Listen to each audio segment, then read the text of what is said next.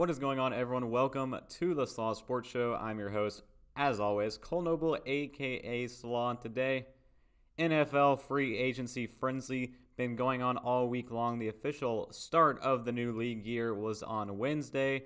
Today is Friday. 170 signings have already been made in free agency. Massive trades have happened in the last 24 hours, and we're here to break it all down, including talking about who hasn't been signed. Like, who's still on the market at this point, just 2 days into the official start of the league year. A lot to talk about and a lot to break down. But first and foremost, let's start with today's trade, and it was a big one. Deshaun Watson going to the Cleveland Browns in exchange for not one, not two, but 3 first-round picks for the first time since Herschel Walker. Have 3 first-round picks been dealt for one player in the NFL, in NFL history, mind you. Full terms of the trade, we'll pull it up here, courtesy of Ian Rappaport of NFL Network. Deshaun Watson plans to waive his no-trade clause to go to the hashtag Browns. Sources tell me and Tom Pelissero, yes, the Browns. The trade compensation still to be finalized with the Texans, but Watson has made his choice. He expects to go to Cleveland. On top of that, Deshaun Watson getting a fully guaranteed 5-year, $230 million super mega deal contract, which is $80 million more than the previous record for a fully guaranteed contract at signing, passing Aaron Rodgers' deal from last week. This deal is negotiated by his agents and first reported there. Furthermore, when the trade details came out just a few hours ago, the Browns and Texans are in agreement on a trade for Deshaun Watson. It's a 3 first-round pick, as I mentioned, also a third-rounder, and a late-round pick swap, a 4th for a 5th. It's done. Deshaun Watson is a member of the Cleveland Browns. And this is honestly just mind-blowing. This trade just absolutely came out of nowhere, shocked everybody, shocked me in particular when I saw it. Everyone thought that this deal would not happen until the end of the weekend, and it was not going to be the Cleveland Browns. We were told the Cleveland Browns were out on Deshaun Watson, and instead it came down to 2 teams, the New Orleans Saints and the Atlanta Falcons, of who would land the now no longer criminally charged, hopefully getting all of his legal situation done with.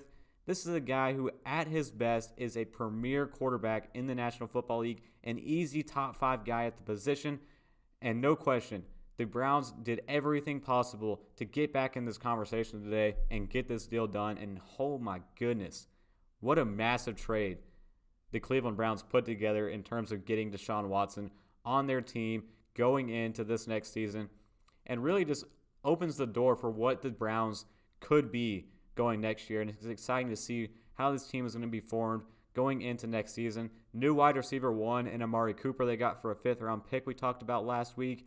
They didn't lose anyone. They didn't lose any of their players except for, cutting Jarvis Landry. They still have Nick Chubb, Kareem Hunt, the bulk and huge offensive line that they have, the menacing defense that's, hopefully in the next few hours, potentially next few days, looking to bring back Jadeveon Clowney as well on that defensive line with Myles Garrett. Kept everybody in their secondary intact. And honestly, now they have the opportunity to recoup some of what they lost in terms of trading Baker Mayfield, getting potentially a 2nd-round pick back, maybe a little bit more tacked on by a quarterback-needy team where now the market is just wide open. Now this giant domino has fallen in terms of Deshaun Watson. Let's talk about Baker Mayfield first and foremost. Going back to earlier this week, Baker Mayfield requested a trade from the Cleveland Browns. The Cleveland Browns said that they will not be honoring his trade request and that he will be their quarterback, basically if all hope fails with Deshaun Watson. And obviously now here with you guys, that happened. Deshaun Watson is a Cleveland Brown, and now their attention turns toward figuring out what they can do with Baker Mayfield, who's interested, where can they ship him to, and hopefully make things right for him going forward for the rest of his career. Baker Mayfield, rumorly out there on Twitter, wants to go to the Indianapolis Colts. Now we'll see if the Cleveland Browns will honor that request and send him to another AFC squad, or do they just not listen to him? Do they send him to an NFC squad in in Seattle? Do they send him maybe potentially to the Carolina Panthers? A lot of options and suitors potentially available now for Baker Mayfield now that this big domino has fallen in the AFC North. And wow, just no one expected this. Out of nowhere, literally out of left field, this deal came together today. Getting Deshaun Watson onto the Cleveland Browns is a big move by the team and honestly by the Houston Texans. I really like this deal by the Texans, what they got, and from both sides, really. Andrew Berry did a great job negotiating this deal. It's a big hit, losing his first-round pick this year and the next 2 years. But look at this team. What did they honestly need to do with those first-round picks? They're built top to bottom and now have their quarterback capable of leading them deep into a playoff run next season. And for the Houston Texans side, looking like that Ian Rappaport was reporting they're going to use these first-round picks acquired by the Browns, including their own first-round pick this year, the number 6 overall pick, the number 3 overall pick, to build around quarterback Davis Mills going into his second season. And if he doesn't work out, they now have the capital to move on and find a different quarterback going forward for the future of their franchise. But they now have the blueprint and the building blocks necessary to build this team back from the dump. Back from being basically a near CFL expansion team in Houston. Now equipped, arsenaled, ready to go with this new trade, getting rid of Deshaun Watson. And honestly, another thing to consider here with this Deshaun Watson trade is an interesting nugget that came out pertaining to his first year. This coming year of his salary will only be $1 million. And that's, a big indicator that Deshaun Watson most likely will start the season on the suspension list, will miss the first couple of games of the season, potentially well into the season, depending on the NFL ongoing investigation with his legal situation. But the Cleveland Browns made a smart decision, and the agents of Deshaun Watson got together, worked out this contract with this first year, so it's going to be an easy, breezy move if he has to get suspended, where they're not, paying him a bunch, they're not burdened by him through this first season, and they still have Case Keenum backing him up, which would be a great, reliable starter to open out the season. I'm excited for this Browns year, and I know all you guys don't want me to hop back on the Browns bandwagon again, but Amari Cooper, Deshaun Watson, Nick Chubb, Kareem Hunt, Donovan Peoples-Jones, David Njoku coming back again, Anthony Schwartz. There's so much talent on this team offensively now for Kevin Stefanski to run this offense the way he wants to run it going forward this year, with nothing holding him back, no restrictions, injury provided. It's a lot to be excited about. And the future of Houston has all the pieces right now to start building and start building this team back up into what it once was. Now let's talk about the next trade that happened last night, and one I necessarily don't want to talk about, but we have to. Davante Adams is headed to the Las Vegas Raiders, teaming up with former college teammate Derek Carr in Vegas, in Sin City, leaving my Green Bay Packers. This one's tough. This one hurt a lot, seeing that report come in yesterday, but we'll pull it up here. Davante Adams, from Ian Rappaport, final thought for now on the Davante Adams trade. His agents Frank Bauer and Kenny Chapman confirm that the Packers offered more money than the contract he will eventually sign with the Las Vegas Raiders. Simply said, it was his lifelong dream to be a Las Vegas Raider.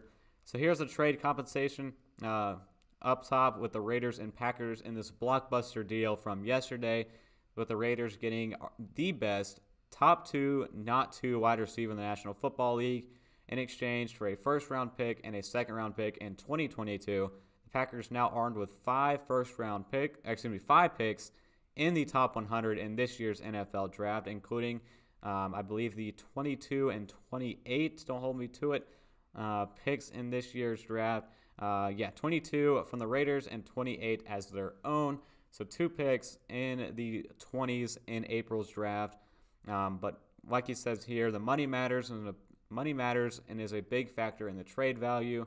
And as you see at the bottom, the Packers potentially offered more money than the contract he'll sign in Vegas. At the end of the day, the bridge seemed to be burned in Green Bay with Davante Adams. It's something that couldn't be mended going forward, and you hate to see him go, but you love to see him leave and get another opportunity elsewhere. So that now opens up interesting situations for the Green Bay Packers in terms of their future. They got Aaron Rodgers back.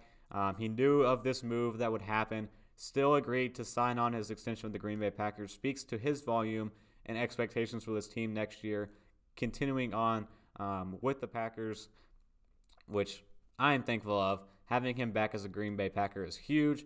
Him alone is enough to make this team competitive next season, even without Davante Adams.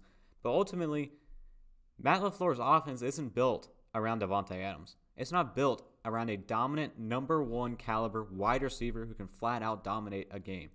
That's not the offense. The offense is Matt LaFleur's offense with the RPOs, the screens, the bubbles, the run game, a strong offensive line that is purely dominant in its own shape and form, and then Aaron Rodgers. That is the Green Bay Packers offense, and that, I think, hasn't been detrimented at all with the loss of Davante Adams now, almost 24 hours, right at 24 hours since hearing the news yesterday. That is my honest reaction. I'm excited for the Packers and what they do with this capital going forward. They're still going to be interested in the veteran wide receiver market, as they should be, with their number one wide receivers now being either Allen Lazard or Randall Cobb, whoever you want to put at the top, and not much behind them. So the Packers will be in the market for a new wide receiver in the next few weeks, whether it's going to be free agent Jarvis Landry, potentially exploring trade opportunities, say a Brandon Cooks, maybe Tyler Lockett or DK Metcalf from Seattle, maybe even call the LA Chargers about one Keenan Allen, or even another free agent, Odell Beckham Jr., potentially joining the squad in Green Bay. So I'm excited to see what they do with this capital. Not only the draft capital, but the money saved. $20 million got freed up on the Packers salary cap to use. They're expected to bring back Russell Douglas on defense, continuing to build up that defense that was purely dominant last year and a focal point of that team's run into the playoffs. So this is going to be interesting. An interesting adjustment for Packers fans, but not one that we've never seen before. We've seen James Jones leave for the Raiders. We saw Jordy Nelson leave for the Raiders. Multiple times we've seen the number one receiver in Green Bay try to explore greener grasses and better opportunities elsewhere, and the Packers stayed resilient, found their next guy, and kept pushing things along forward.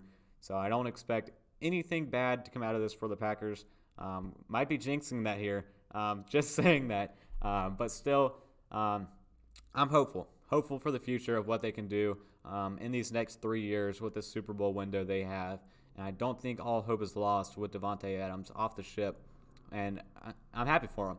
He got his bag, and he got the opportunity he wanted to in Vegas, teaming up with Derek Carr in that offense, with now multiple things in play for Josh McDaniels to work with in that offense. Just at running back, you got Josh Jacobs and Kenyon Drake.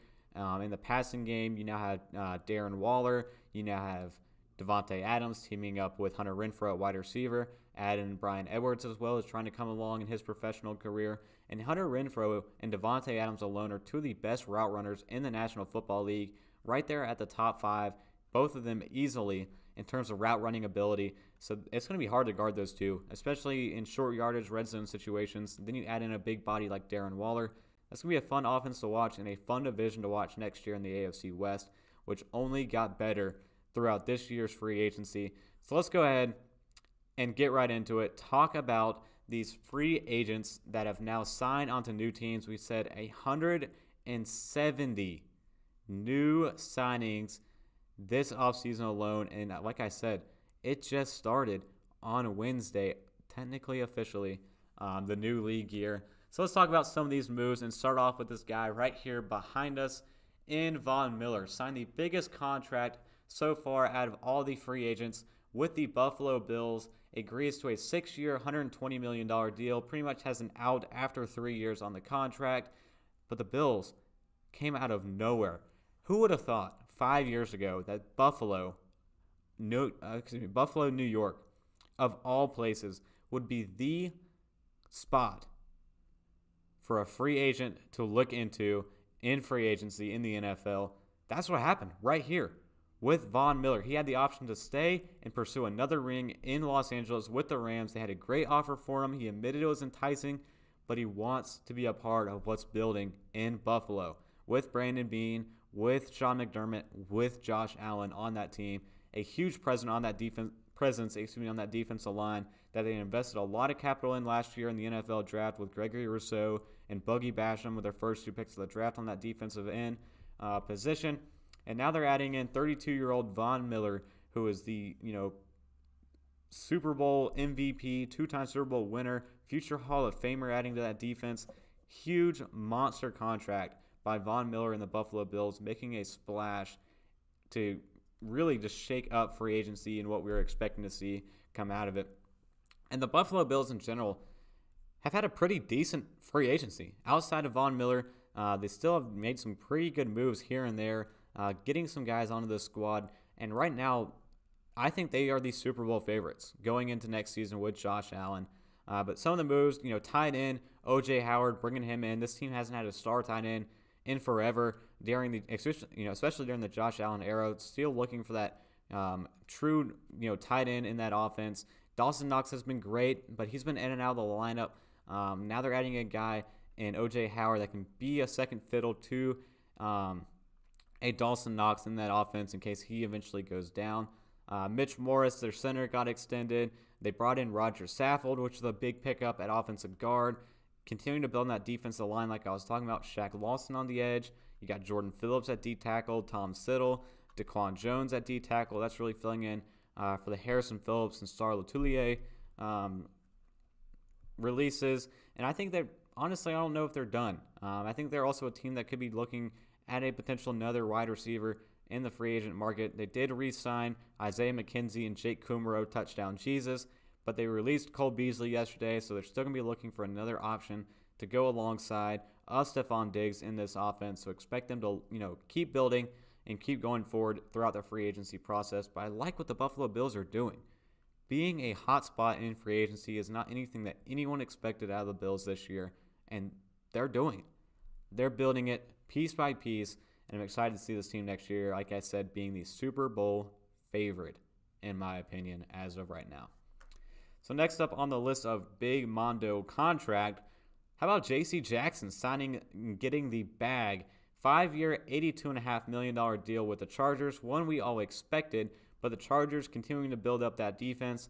Last week we talked about the trade, landing Khalil Mack on that defensive line for Brandon Staley. Now Staley adds a premier lockdown corner, interception machine to go alongside now second-year cornerback on this team from last year's draft. There it is, Asante Samuel. Last year they drafted J.C. Jackson, now coming in on this 5-year deal. They're putting a lot onto that defense in terms of what they're doing in Los Angeles. And honestly, getting back Mike Williams, they re-signed him after giving him the franchise tag, got him onto an extension. After that, this Chargers team is going to be very interesting next year. Definitely one that you won't want to sleep on. I'm hoping they eventually get into the playoffs. Got close to it this year. I'm still hoping to see that first playoff appearance by Justin Herbert. Hopefully it's next year, but in this AFC West, man, difficult. Continuing to be difficult. I mean, you talk about the Raiders adding in, like we said in the trade, Devontae Adams. They also added in Chandler Jones on that defense. The Denver Broncos added in Russell Wilson on their defense. They went and added Randy Gregory as well. The Kansas City Chiefs added in Justin Reed and just got Juju Smith-Schuster today. Golly, that division in the AFC West is going to be absolutely brutal. They're going to absolutely beat each other apart every single game. These 4 teams play against each other, and I'm excited to see it. I mean, quite honestly, I don't think I've ever seen a division as strong as the AFC West is going to be next year. All the talk about the NFC West the last few years, I don't think it has anything on what is going to come next year out of this AFC West division, and it's going to be crazy to absolutely consider, crazy to even think about going forward in that division, but I'm excited. They're just going to pound and bloody each other piece by piece until there's just absolutely nothing left for any of those teams to do except try to squeak by into a playoff spot. But let's keep going through the line here on some free agents that we need to discuss. Some more just bargain deals off the top here that are coming in, the big money bags. Not necessarily bargains, but the big money bags. Brandon Sheriff going to the Jacksonville Jaguars, 3 years, $49.5 million, solidifying that guard spot in front of Trevor Lawrence, leaving them now open to anything at the number 1 overall pick, which I'm excited to see what happens there in the draft. Marcus Williams going from the New Orleans Saints to the Baltimore Ravens, who love having a premier safety at the top of their defense. They got Marcus Williams on a 5-year, $70 million deal. Everyone expected them to go out and get Tyrann Mathieu. He is still on the board currently right now, has not been signed as a free agent right now, coming from the Kansas City Chiefs. The Chiefs found their safety in Justin Reed, and now the Ravens found their safety in Marcus Williams as well. The two expected suitors to land, Tyrann Mathieu, the Honey Badger in free agency, found their guys instead on the outside looking in. Allen Robinson was another big deal. 3 years, $46.5 million to the LA Rams, adding a second fiddle now. Actually, maybe third, maybe fourth fiddle to that passing offense for the Super Bowl champs in Los Angeles. The question now is, what do they do with Odell Beckham Jr.? Do they keep trying to pursue him in free agency? And what do they do, especially with Robert Woods? Now, apparently, coming out leaks yesterday from Adam Schefter that they could be fielding offers for their wide receiver coming off a torn ACL, potentially, and putting Allen Robinson alongside Cooper Kupp with Van Jefferson, and maybe a re-signing of Odell Beckham Jr. as well. So Bobby Trees, another name potentially being on the market here in the next few weeks to consider. We talked about Randy Gregory. He went to the Denver Broncos after briefly signing with the Cowboys. Scratch that, going to the Broncos for the same contract, 5 years, $70 million on that edge front now with Bradley Chubb. Oh my goodness, AFC West. You guys got to calm down and be careful out there. Just some more interesting nuggets to consider. Hassan Reddick going home to Philadelphia on a 3-year, $45 million deal, leaving the Carolina Panthers. A couple of re-signings, sticking with their teams. Quandre Diggs staying in Seattle. Ryan Jensen staying in Tampa Bay. And we'll just go through the Tampa Bay ones. Carlton Davis as well, 3-year, $45 million. He is re-signing. Rob Gronkowski expected to re-sign, more than likely coming up soon. Chris Godwin signed a franchise tag, turned around and re-signed with the Tampa Bay Buccaneers. Russell Gage from the Falcons, 26-year-old wide receiver, signed a 3-year, $30 million deal with the Tampa Bay Buccaneers. And why are we talking about the Buccaneers? Because quarterback Tom Brady announced that he will be unretiring and returning to the Tampa Bay Buccaneers in 2022. So all of them came crawling back yet again for another year. Who is honestly surprised by that one? They're all coming back to Tampa Bay, running it back again with the Buccaneers, trying to make another push for a Super Bowl ring. One they got last year, and then this year the LA Rams. So they're looking to bounce back and reclaim the Lombardi Trophy down there in Tampa with Tom Brady. Who's surprised to see number 12 back in action? Not me. And also with him coming back, I'm not surprised to see all these guys crawling back as well, re-signing with the Buccaneers. Leonard Fournette, that's another one to consider with the Buccaneers potentially re-signing. Not sure what they're going to do at running back. So let's talk about now some of my favorite signings. And actually, let's start off with some of the busiest teams. We talked about a few of them, but still some I want to talk about, especially one with this guy on the other side of Von Miller behind me in Christian Kirk. So let's talk about the Jacksonville Jaguars and what they're doing. Rulers of the number 1 overall pick have honestly made a splash. Trent Baalke in free agency is starting to spend some money, much like what we saw Bill Belichick do last season. Just out of nowhere, just all crazy spending spree left and right, throwing money at everyone that they can. Let's look at who they brought in so far. We got Brandon Sheriff, who we discussed, coming in at offensive guard on that big contract. We got Christian Kirk on a huge deal, made him one of the highest paid wide receivers in the National Football League, coming in at 4 years, $72 million deal for Christian Kirk. They also added in wide receiver Zay Jones coming over from the Las Vegas Raiders. Darius Williams coming over from the LA Rams. Trey Herndon coming in at corner. They were able to re-sign him. And another signing they made, tight end Evan Ingram, linebacker Foy Olukon, and more pieces expected to be on the way. They did release Miles Jack, which was kind of a big release in my opinion after signing Foy.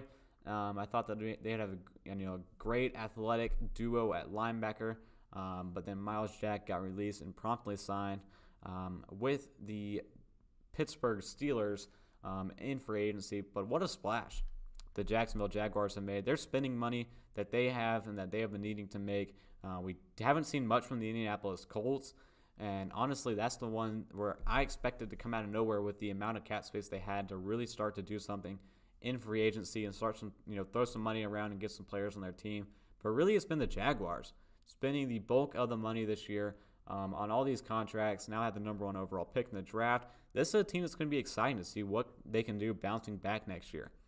Trevor Lawrence entering into a second year, a much more stable position now with Doug Peterson coming in as their head coach. Doug Peterson alone just makes the entire situation in Jacksonville a lot more stable than Urban Meyer last year. But Trevor Lawrence coming into his second year, he's going to have his buddy Travis Etienne back at running back, teaming up with James Robinson whenever he comes back from his injury. And now these pieces that they've added in the passing game as well, Christian Kirk, Evan Ingram, Zay Jones, all going in there and teaming up with Marvin Jones and the likes of the rest of their talent there at the wide receiver position. So there's some options in Jacksonville, and they've been spending the bag like crazy, getting these guys in-house and figuring out what they're going to do. Another team I've liked in free agency this year has been the Miami Dolphins and what they were able to do in first-time head coach's offseason in Mike McDaniel. So we'll pull up the Miami Dolphins and see what they've been doing. Big splash that they made was getting running back Chase Edmonds from the Arizona Cardinals to be really their focal point rusher of this offense, coming in and seeing what he can do in the passing game as well. He's kind of their second down, third down back now in this offense, more of a scat back kind of a guy. And then now they got in Raheem Mostert to be their first down, explosive runner, breakout runner kind of guy in their offense. Teddy Bridgewater, they got him in as backup quarterback. And I always say the most important position in the NFL is having a secure and reliable backup quarterback. The Miami Dolphins have always been keen about that in the last 3 years, going from Ryan Fitzpatrick to Jacoby Brissett and now to Teddy Bridgewater, being a reliable option behind Tua Tagovailoa. Had a lot of re-signings for the Miami Dolphins. Mike Gesicki, he's on a franchise tag. Emmanuel Ogbah got re-signed. They re-signed Preston Williams. Elanton Roberts, Duke Riley got re-signed. Sheldon Redwine re-signed. And also added a couple more pieces here and there that were going to help this offense that Mike McDaniel is looking to run. That Kyle Shanahan type of offense with the likes of Trent Sherfield and Alec Ingold will be important factors in that offense. Cedric Wilson's one I'm excited to see finally come into his own at wide receiver and getting a better opportunity than what he was getting with the Dallas Cowboys, with the Miami Dolphins. So they've also done some good stuff. I still think that there's still some splashes the Dolphins need to make, especially up front on the offensive line. They did add Connor Williams, but I'm looking more towards the big signings. That's still the number one guy on the free agent board and is still there is Teron Armstead. Now that the Deshaun Watson domino has fallen, I think Armstead will go soon. The Saints were in that market all the way down to the end for Deshaun Watson. I think it was causing a lot of backlog on some of these other deals that they were wanting to make. So we'll see if Armstead gets re-signed by the Saints. If not, the Dolphins need to make a call and make a move on him with what money they have left. Will be a huge key cornerstone on the offensive line. Another one to consider might even be Trent Brown as well, coming from the New England Patriots. The Patriots ties in Miami. Now, they might not still be there with Brian Flores gone, but I still think it's another one to consider. I think the Dolphins still need to spend money on a big-time tackle. With their pick in the draft, I don't think they'll be able to, I don't think they have a shot in the world at getting a decent tackle in the draft, picking at 29. So the Dolphins need to make a move here. in free agency, start throwing what money they have left at one of these top tackles still on the board, and they'll wrap up a great free agent class that they've been able to put together in Mike McDaniel's first year. Another team that I've liked in free agency has been the New York Jets, and we'll pull up what they have done as well. I've liked what they've been able to do, getting in some key difference makers, re-signing some role players that they really like on their team, and the likes of that. So LaMarcus Joyner will kick things off on a re-sign at safety. He's going to be teaming up with new safety coming in, Jordan Whitehead, from the Tampa Bay Buccaneers, and I really like this Whitehead contract that he was able to land with the New York Jets. Really just puts him back on the free agent market again at the height, really, of what he can have. A 2-year, $14.5 million deal. I think the Jets got him at a bargain, but I also think at 25, he's going to retest the market, 27, 28 at a prime time to get the bag if he plays well and performs well in this 2-year contract with the New York Jets. So from a deal standpoint alone, this is one of my favorite contracts that have come out of the free agent market so far, free agency frenzy in the NFL this season. Laken Tomlinson, a huge pickup by the Jets, putting him at guard with Elijah Vera Tucker. They now have one of the strongest guard duos, left guard, right guard duo in the National Football League, and Tomlinson and Elijah Vera Tucker. Braxton Berrios, Tevin Coleman got re-signed. Nathan Shepard and Joe Flacco also re-signed. All of those guys, role players, key, know their job, know their role with this team. Big to get them back going forward. 2 tight ends coming in, which I really like these 2 signings, the 2 tight ends coming in to the New York Jets this season. First off, C.J. Uzomah from the Cincinnati Bengals and Tyler Conklin from the Minnesota Vikings. I like those 2 signings by the New York Jets. They're 2 different style players at tight end, which is a huge need by the Jets going into this year. I expected them to fill that need in the draft, getting one of these athletic kind of guys coming into the draft this year in the later round. But instead, they went through and made a big splashes, in my opinion, at 2 tight ends who I think are very underrated at what they can do in an offense. And then together, putting these 2 guys side by side, I think is going to be key going forward for this Jets offense. And next year, they're going to be a lot better offensively than what they were this past season with these moves that they have made. I really like what they're doing. Zach Wilson's got a good cast around him now going into year 2. So I'm excited to see how this transpires and goes forward for them going through the season. So we'll go back to the board here and just throw out some other names. Since we're talking about the Jets, they did lose safety Marcus May, even though they got Jordan Whitehead back. Marcus May is going to New Orleans on a 3-year, $28.5 million deal, replacing Marcus Williams, who we talked about going to the Baltimore Ravens. Another signing that I do like, and we'll talk about this one real quick as well, a bargain sign. Not really, it's a good deal, 2 years, $11 million, but I like the fit more than anything, and it's Casey Hayward going to the Atlanta Falcons. I really like this team up that the Falcons are going to put on defense next year with A.J. Terrell and Casey Hayward at cornerback, a young, promising, lanky cornerback, young, promising, lanky cornerback teaming up with Casey Hayward, who's been a veteran in the game and he can still play. Still capable of some solid to elite upside play at the position. So I'm excited to see that duo come together for the Atlanta Falcons next season. I thought it was a big pickup. More quarterback stuff we do have to talk about. Mitchell Trubisky going to the Pittsburgh Steelers on a 2-year, $14 million deal, 14.25 to be exact. This one seems like there's going to be an out for Trubisky. Honestly, in my opinion, it seems like the deal that Mike Glennon got in Chicago when Chicago drafted Mitchell Trubisky. And I feel like that's going to be the case here in Pittsburgh.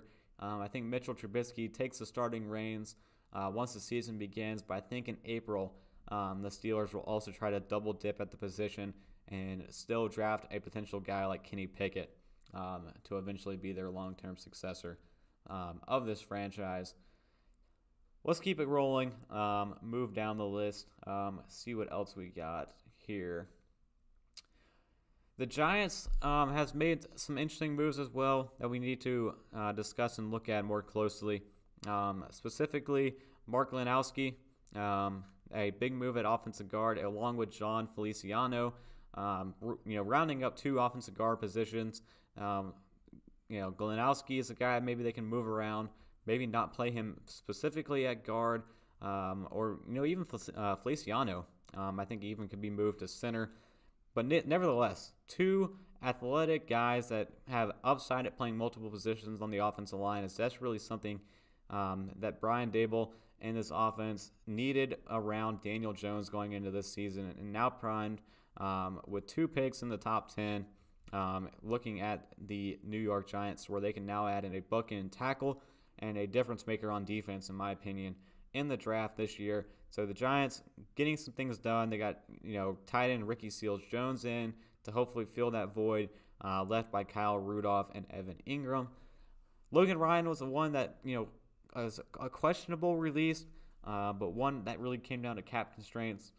For the New York Football Giants, having to move on from him wasn't one that I necessarily liked, in my opinion, but one that, of course, ended up happening anyways, whether I like it or not. So the Giants, interesting as well, the moves that they have made so far this free agency. Let's talk about my Green Bay Packers. The moves the Packers have made, because I talked about how even without Davante Adams, I still feel like the Packers are in a good spot, and I honestly stand by that statement for the Packers, and we'll pull up the adjustments that they have made to their roster so far this free agency. They did a lot to try to get underneath the cap. The big hunk came off of Davante Adams came yesterday after they already had to get down from the cap. So really just frees them up with the opportunity to do some more there in free agency. Let's talk about what the Packers have done. Extending Aaron Rodgers now officially on a big, massive contract. Preston Smith also extended on the defensive end. And also Devondre Campbell, one I did not expect to see back on the Green Bay Packers, actually was re-signed on a 5-year, $50 million deal. The all-pro linebacker comes back for the long haul in Green Bay, and there's no out to his contract. He is there to stay, being that defensive leader now for the Green Bay Packers, and I'm happy to see him back. Another re-signing was Allen Lazard, who we talked briefly about earlier in the episode, but just a big wide receiver that they needed in this offense to come back. Rasul Douglas, expected to see that news break anytime now from the Green Bay Packers side, getting him back at corner. And now a new punter coming into the fold in Pat O'Donnell, moving on from Corey Bojorquez. It looks like for a moment there they were going to pursue Johnny Hekker. He instead is going to the Carolina Panthers as of today. But we talk about the tough breaks and tough moves the Packers had to make. Zadarius Smith had to get released. Just the cap that he had. Hated to see Zadarius go. Billy Turner as well also was a guy who was released. And the future for the Packers, we talked about what are they going to do now at wide receiver. A lot of options on the board out there still remaining in Jarvis Landry, but one to consider in the next few weeks is going to also be Marquez Valdes-Scantling, a guy whose market slowed down. We expect to see the market, honestly heat up fast for him going forward. But instead, the market really slowed down on wide receivers thanks to the Christian Kirk deal that the Jaguars gave him. So Marquez Valdes-Scantling still on the open market, and the Packers now looking like with the extra money might enter into a bidding war, potentially to try to bring him back into Green Bay. It's the guy that Aaron Rodgers loved, how he turned around his career, got in the right headspace, and started making use of being a productive member of the offense in Green Bay. But he's the guy they desperately need in terms of his vertical passing or vertical speed threat that he is into that offense and into any offense really, which is why you should expect going forward a potential bidding war happen for Marquez Valdes-Scantling, and if the Packers end out on top of it, will be a big re-signing at the position that they now have a desperate need at going forward. So we'll see out of these other ones if we can try to pry out a little bit more guys to talk about just here and there. DJ Chark is a contract I really liked. 1 year, $10 million in Detroit. leaving the Jacksonville Jaguars. Chark immediately becomes maybe the 1A to 1B option in this offense with second-year Amon-Ra St. Brown. But the Lions also re-signed Josh Reynolds, a good friend of quarterback Jared Goff, and also re-signed Khalif Raymond at the position. And I like the weapons that the Detroit Lions are putting together now into next season to see how they make that work around Jared Goff or potentially a rookie quarterback that they can take in the draft. But the options are there. And DJ Chark's one who I think hopefully having a good year for the Lions could eventually get an extension by the end of the year or into next offseason. I hope he sticks around in Detroit. I think it would be a great pairing. Still 25 years old. It would be a great wide receiver pairing with Amon-Ra St. Brown for the long run for that team. Alex Kappa, a 4-year, $40 million deal with the Cincinnati Bengals was a big one. The Bengals finally getting an offensive lineman. They're in the market to keep building up that front, which is honestly desperately needed for Joe Burrow. But the Bengals this morning and yesterday seemed like they were in the market for Lael Collins, who got released by the Cowboys. That'll be a huge pickup at tackle that they can make, teaming up with Alex Kappa as well to try to rebuild that offensive line that, like I said, is a desperate need going forward around Joe Burrow. See what else we can try to decipher here from these free agent frenzy, in some of these signings. Let's see what we can bring up. James Conner, a 3-year, $21 million. A lot of people said that's a lot of money for James Conner, but honestly, he's a guy who had nearly 20 touchdowns last season. They lost Chase Edmonds, so I think James Conner will be a lot more of a focal point in this offense next year in Arizona, and will be a lot more involved in the run game instead of just being the touchdown machine in the goal line. I expect him to get a whole lot more target share, a lot more carries, snap percentages, all that type of stuff with Arizona next season. Zach Ertz also returning to Arizona, 3-year, $31.65 million contract. They're keeping things in-house for the Cardinals. Really, that's about it. The big headlines. I mean, we did talk about nearly like 70 players in the last 40 minutes. That's the frenzy it's been here in free agency. A lot of things to consider. And again, if you got any questions in the chat, fire them away of any of these signings you want me to discuss or talk about any further. But one thing I do want to bring up here is now the market that is left. Who are the guys that are left? And we'll start with this guy right here in the picture, and Tyrann Mathieu. Honestly, I did not expect Tyrann Mathieu to be lasting this long in the free agent market, and I'm honestly surprised, quite frankly, that he is still there. 29 years old, he is entering that downside of his career, but still a defensive leader. The Honey Badger could be on any team that decides to pick him up. And I talked about how it's crazy that Kansas City Chiefs elected to go a different route and the Baltimore Ravens elected to go to a different route. There were some rumors flying out early this morning about the Carolina Panthers. Is Trey Boston really trying to be the recruiter for the Panthers about a potential added addition to the secondary and at safety, and everyone thought it was going to be Tyrann Mathieu. I think that's officially been debunked. But we'll see. You're not going to quite rule it out at this point. What we learned from the Deshaun Watson situation all week long is not to honestly rule anything out in the NFL this year and in free agency frenzy that's going on. So Tyrann Mathieu is an interesting one who's still out there on the open market. Teron Armstead we talked about as well. I don't know how he's there. I think there's a little bit of a backlog with the Deshaun Watson scenario going to New Orleans. That made him, his market kind of slow down a little bit. So I think he'll be dealt pretty soon. Someone's going to want, a dominant bookend tackle. He is, on the other side of 30 at 30 years old. But I still think he has a lot of prime and talented years left in him if a team wants to invest in it. Bobby Wagner, expecting to see him sign with a contender at some point. I don't know who it's going to be. I'm leaning towards staying in the NFC West and signing with the LA Rams. Denver Broncos were an option. I don't know if that's still going to happen in my opinion, but I do think the Rams are a huge possibility. They still have money that they want to spend and try to pursue some options. I heard some rumors saw some rumors on Twitter, potentially at a Danielle Hunter trade from the Minnesota Vikings, but I think a Bobby Wagner pickup would be ideal for this building franchise in Los Angeles, becoming now a city favorite since I've been here, seeing how the Rams, after winning the Super Bowl, have really been able to captivate the city. But some of these other free agents, Odell Beckham Jr., Jarvis Landry, they were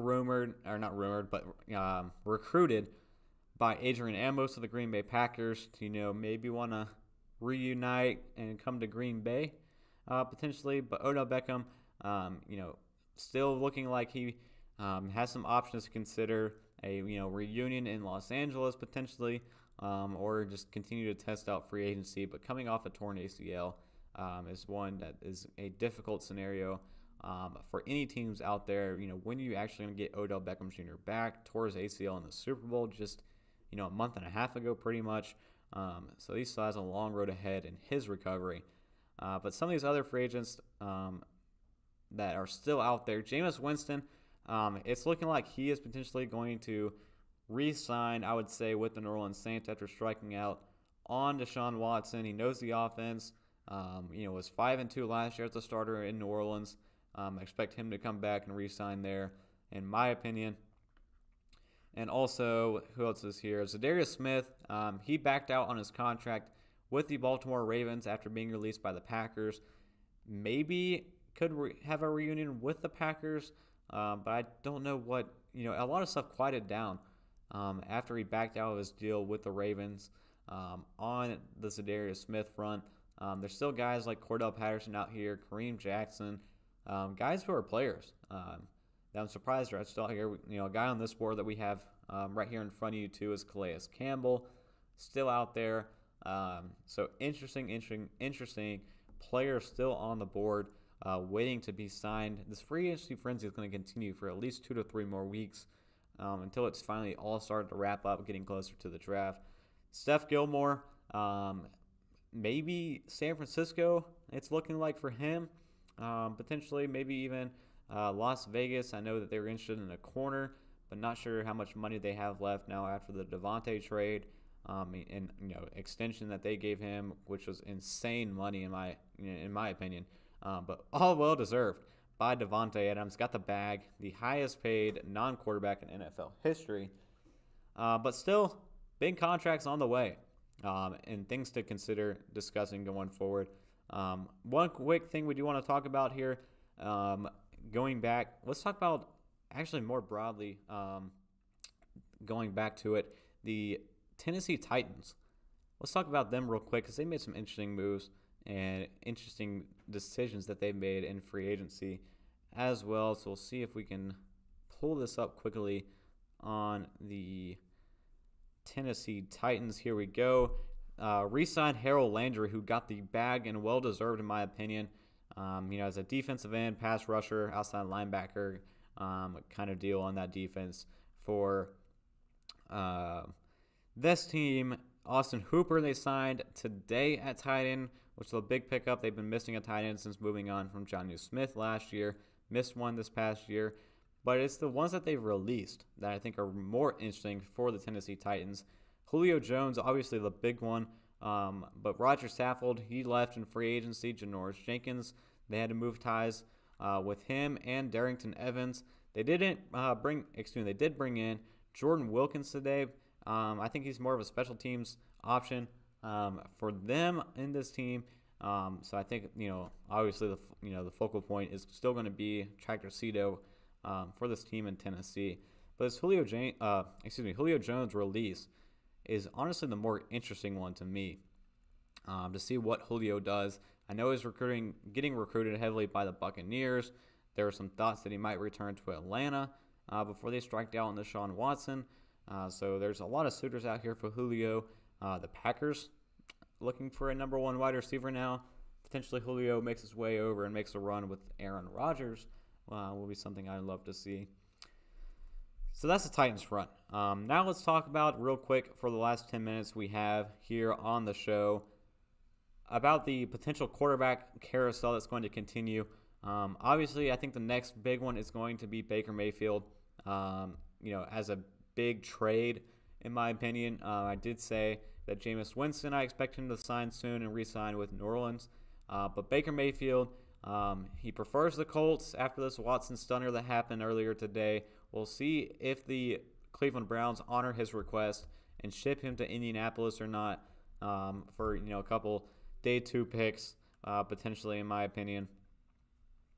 So he is one that I think will be the next guy to fall. We still have Jimmy Garoppolo out there. We'll see what happens with him. Marcus Mariota still a free agent. Potentially could be a fit somewhere as well. Jimmy Garoppolo, really the holdup for him is the injury and the surgery of his shoulder. I think it's backlogging the potential trade out of San Francisco for Jimmy Garoppolo. They're waiting on all the medicals. Matt Ryan's one to consider. I would throw a name out, if I had to throw a name out there for some quarterback needy teams.